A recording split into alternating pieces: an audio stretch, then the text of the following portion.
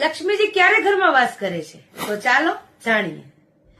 જ્યારે તમે ભોજન કરી રહ્યા હોય ત્યારે વચ્ચે ઊભું ન થવું જોઈએ. આ આદતથી લક્ષ્મીજી ઘરે આવવાનું પસંદ નથી કરતા. કોઈ પણ માણસને આપણા હાથથી મીઠું ન આપવું જોઈએ.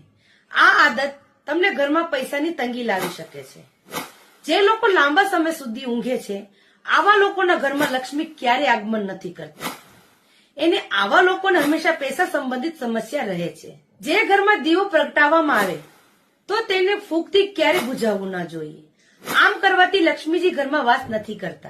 અને જે લોકો નખ ચાવે છે તે વ્યક્તિના ઘરમાં ક્યારે માતા લક્ષ્મીનો વાસ નથી થતો. આ બધા જ કારણોથી માતા લક્ષ્મીજી ઘરમાં વાસ નથી કરતા. આ વાતનું ધ્યાન રાખવું જોઈએ. જય માતાજી.